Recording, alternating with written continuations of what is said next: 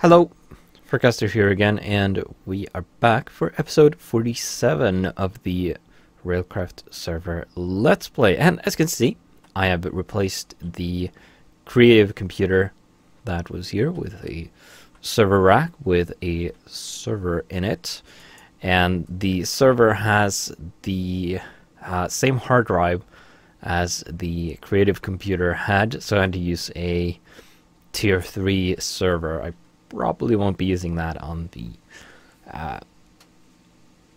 in the actual setup on the Railcraft server. I also added a wireless network card, and we're going to assemble a tablet. So let's see, where's the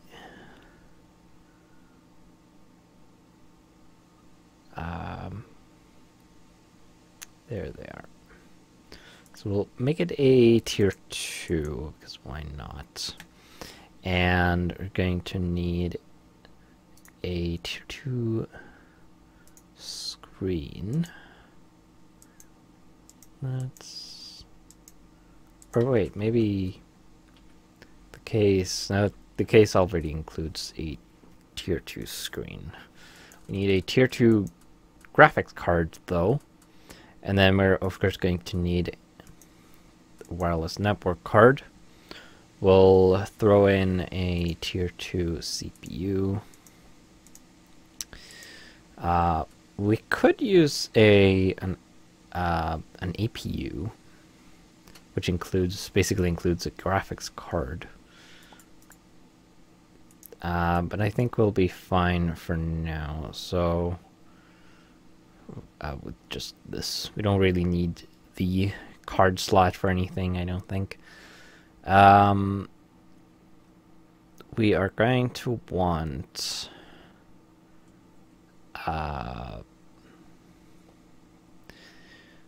let's see, a hard drive. That's what I was looking for. They are down here. Let's take a tier 2 hard drive, and then we're going to need the BIOS, and we are also going to want a disk drive. Plonk that in there. The case also includes... it doesn't include a keyboard, but I don't think we need that. Pretty sure we don't need the keyboard, right? It has a button. I guess we'll try it without the keyboard. Oh no, it does say on the button, it says that a keyboard is missing, so we do need to add that. And that should be it. Now, let's briefly switch to the... I'm going to switch away from Minecraft just to conceal the mess of stuff I have. So, switching back, this is the folder with all the hard drives in it. Now, I'm going to bring that over to where IntelliJ is. When I assemble and turn this on, it's going to create a new disk. When it initializes the tier 2 disk I put in here. I'm going to need the OpenOS floppy disk, and we need to plonk that in there. So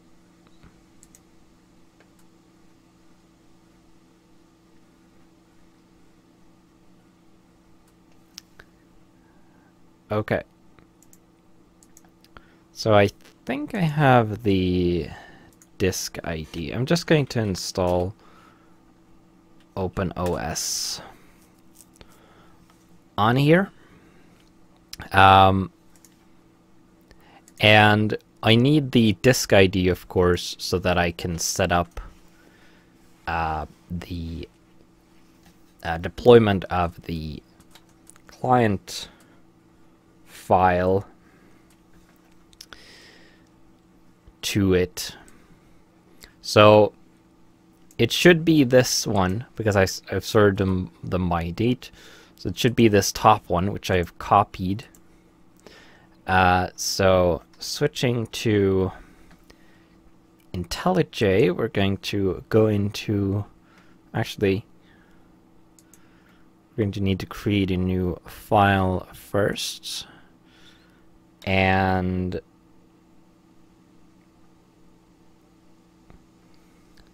come on. There we go. We'll go new Lua script. We'll call this reactor client .lua. Actually, we don't need .lua because IntelliJ adds that automatically. So now we have that. We'll clear that chunk out. We don't need that. And then we'll go into tools, deployment, configuration, mappings, and then we're going to add a new mapping. And right here, we're going to paste that and then say home / reactor underscore client.lua. And then here, we're going to basically copy one of these and then replace reactor manager with reactor client.lua. And then add the web path there,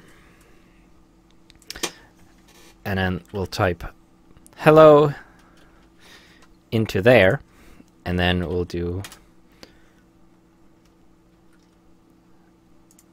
oh,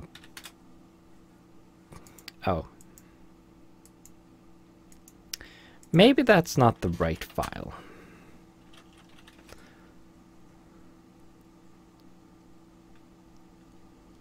Oh.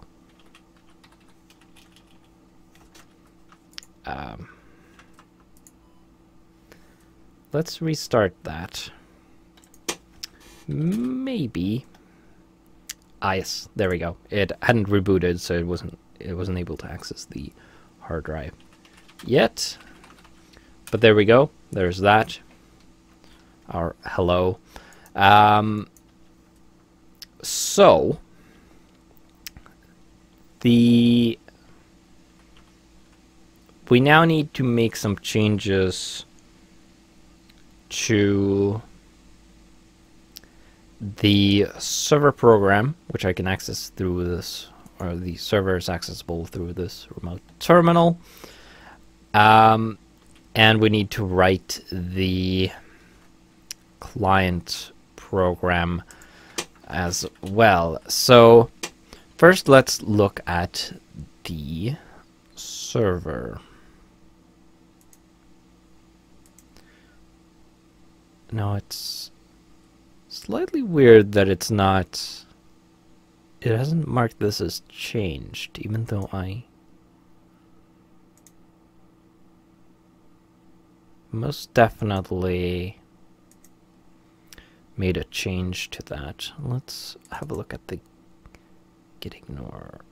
Oh, it's not. I haven't added those. Let's add the reactor. Okay, yeah, there we go. Right, those were ignored, so I haven't committed these at all yet. Because I haven't needed to put them on the server yet. So basically, we're going to want to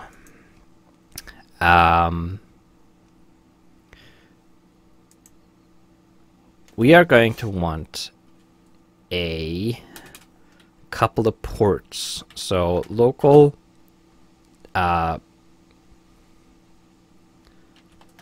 to client port, and we'll make it 200, and then from client port equals 201, and we're going to bind the modem. Let's add that to the top. Local modem equals C modem, so you can access that. And then say here we're going to modem open from client port, because we want to be able to listen for events on that port. And we're going to create a function called on modem message. Whoops. Now let's have a peek in here. We're basically going to want these same arguments. So I'm just going to steal those. Then down here we're going to want another event listen, and we're going to want on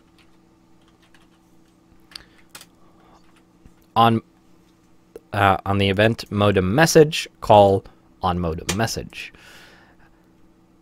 And since we're only listening on one port, we don't need to check the port really.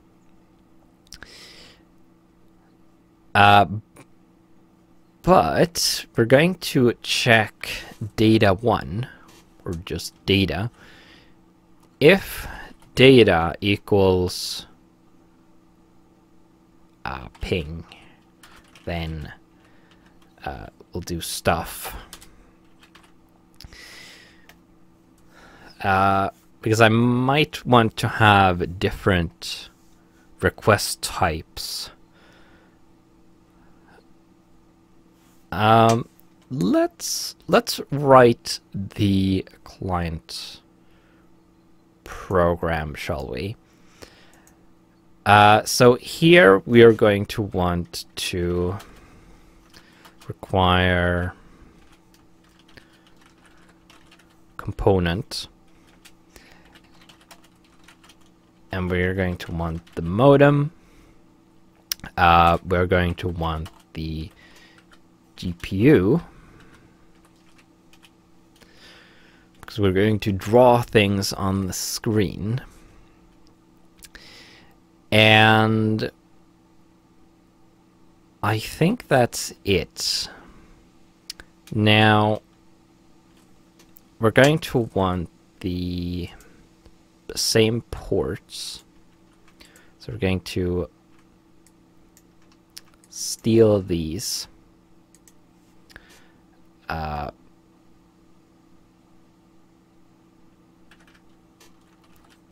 We'll rename them from server and to server, and then we're going to open from server because we want to listen to that. We'll define a function called on.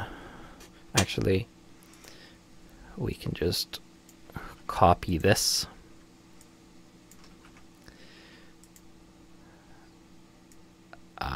And we don't need that.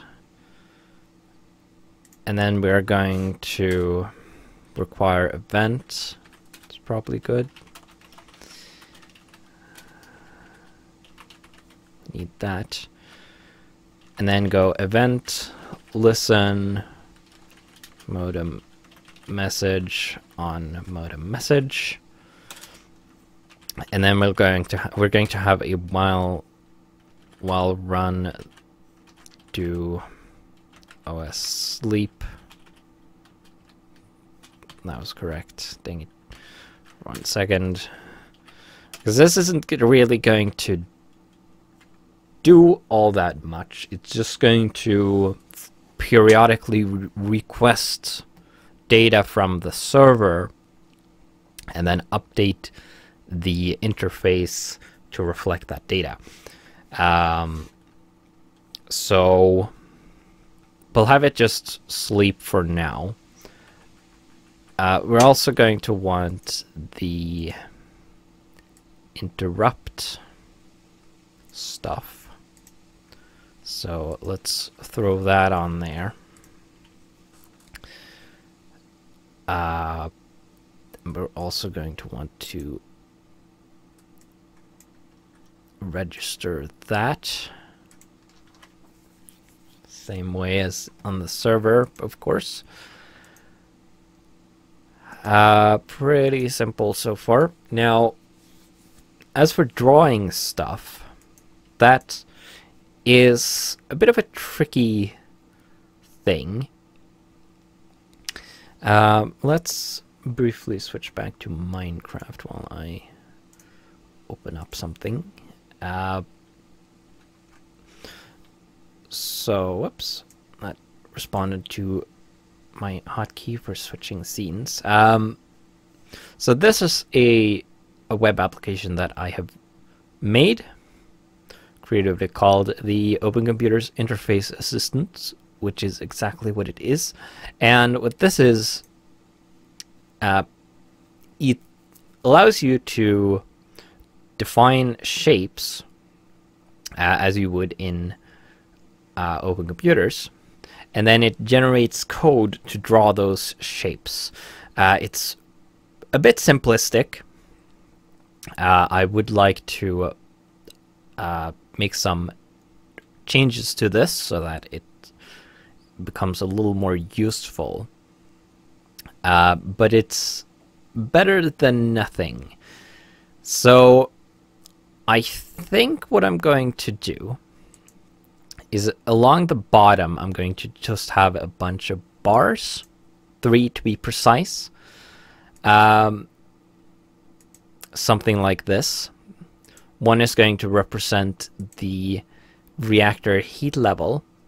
One is going to represent the fluid level, and one is going to represent the energy level. And I think those are the things that I need.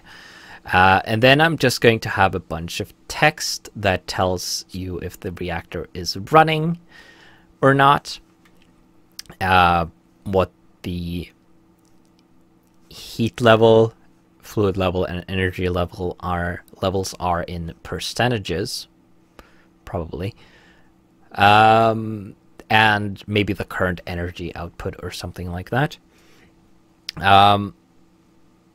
And then we're going to have a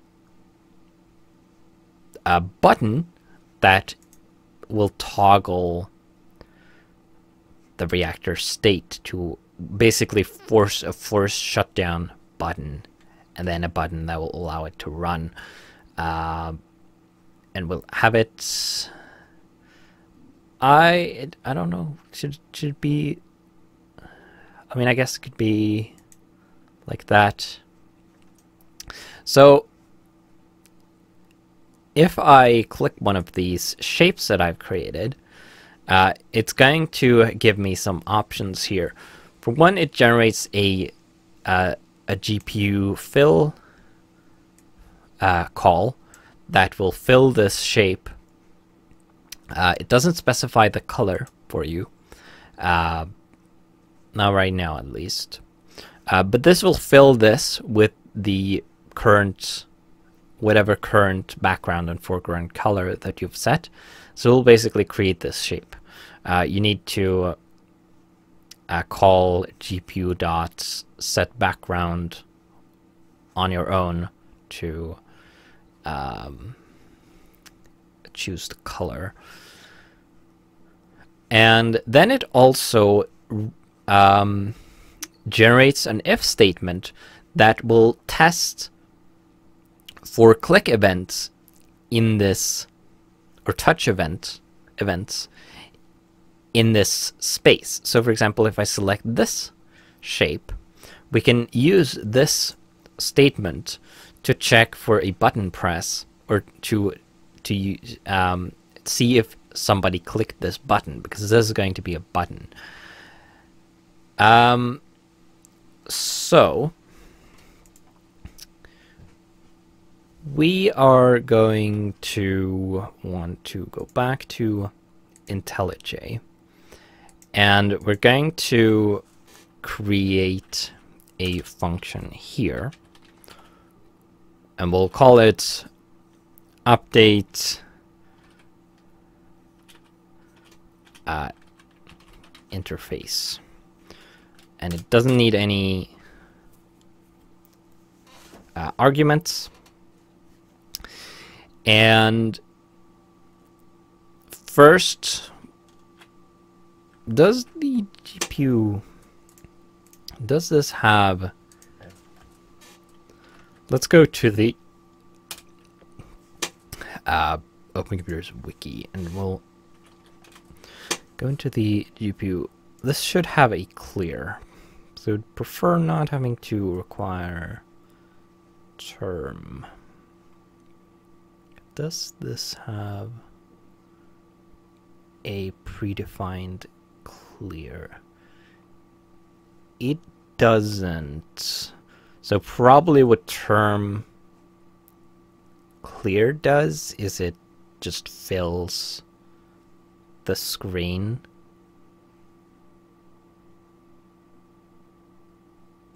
Most likely. I guess I might as well require you just use term.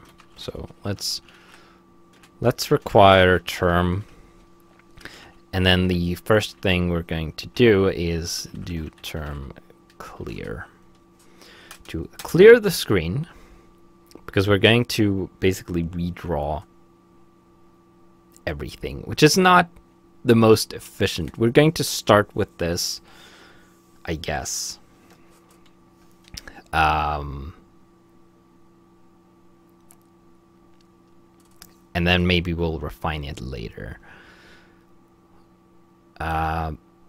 So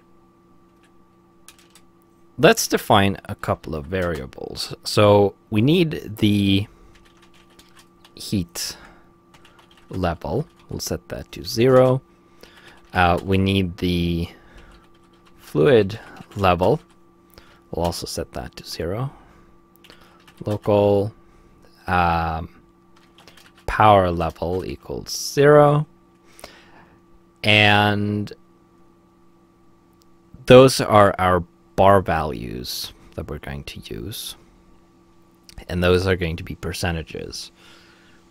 Then I also said something about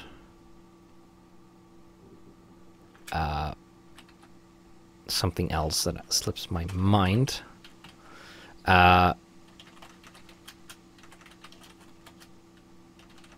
We'll have the reactor state, which is whether it is running or not.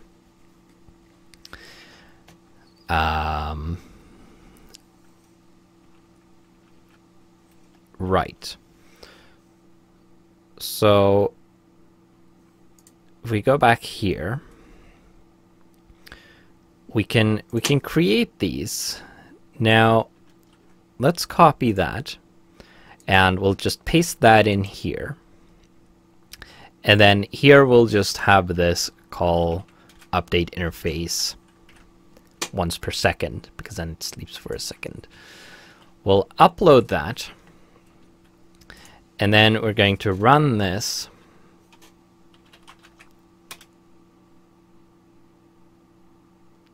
And it does nothing. Right.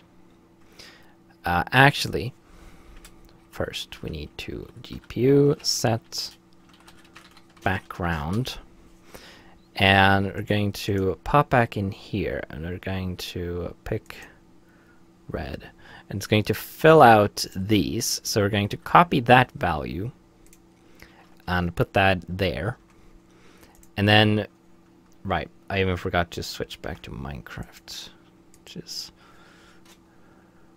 slightly embarrassing, but oh well. So when I did this last time, nothing happened because it was drawing black. But now, oh, right. Well, that sort of worked. But we want to, after drawing that, what happened was it set the background to red, drew our bar in the wrong position. I don't know why the... Oh, wait.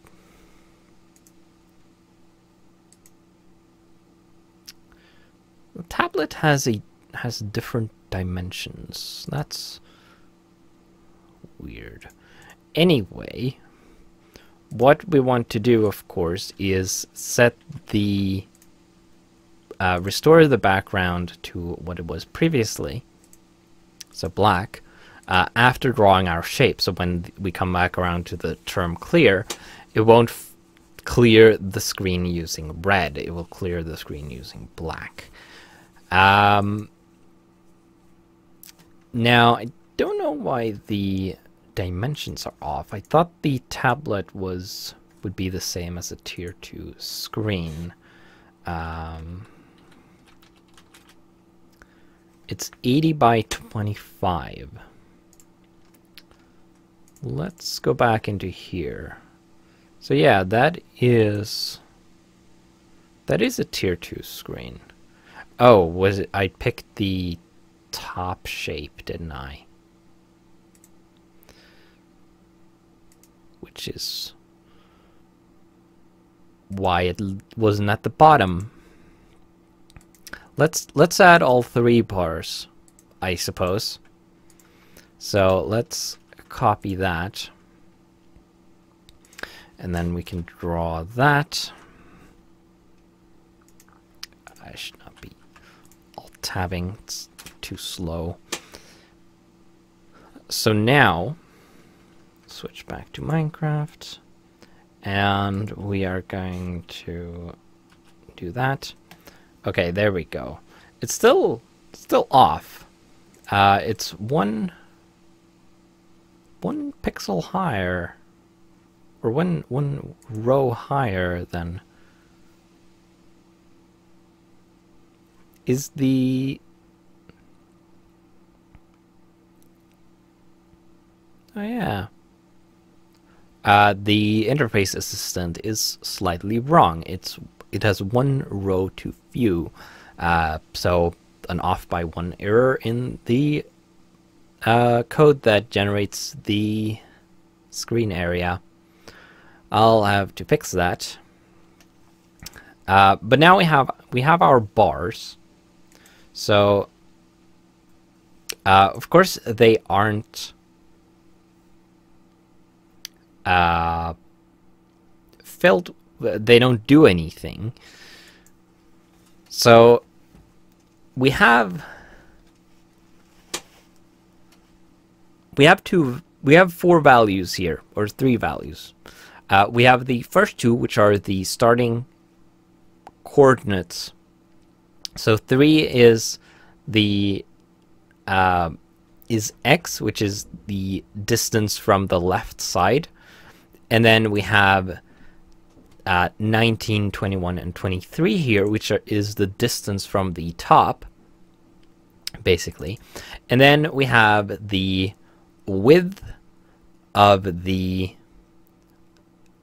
area, which is 75 pixels. And then we have the height, which is 1. So basically we're going to want to set this using a percentage. And so what we're going to do is we're going to draw the base bars. Then we're going to draw them again. And if we go back to here, we'll pick a green color, copy the Lua hex value of that, put that in there, and then we're going to want to calculate percentage values for this. So this is the max width of the bar. And we're running out of time, unfortunately. But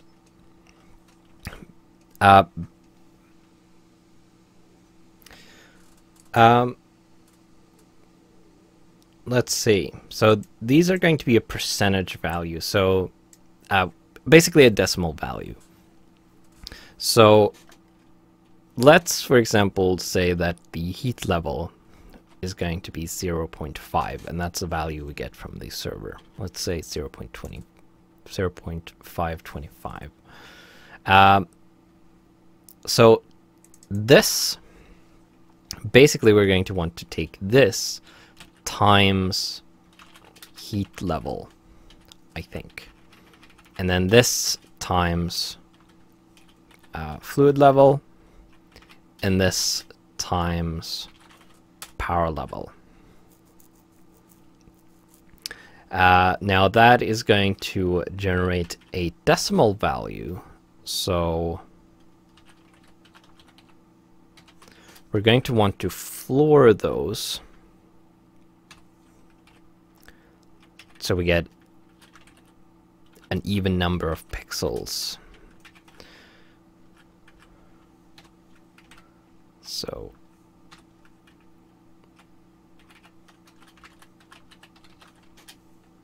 like that.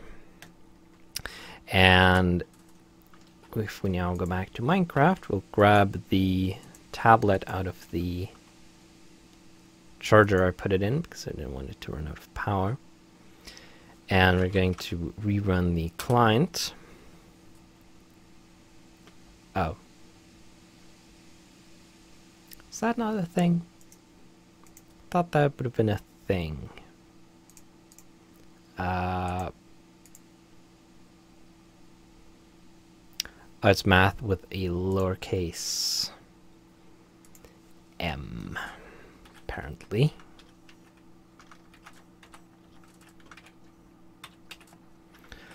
Let's try that again. So there we go. Right, that worked fine. Let's go back here, and you can see that I just changed math to have a lowercase m. We'll set this to 0.30. Just 0.3 will do. And this to 0.68. Like that. Then once again we'll go back to Minecraft, and you can see that the bars will show the value or relative value. And if we had a live version of the program that was actually getting data from the reactor that changes, these would move about every second if the values change. So we have the beginnings now. I guess in the next episode we'll continue working on this and hopefully finish it up. I may work out some stuff in between episodes to make it a little smoother. So with that, I will see you then.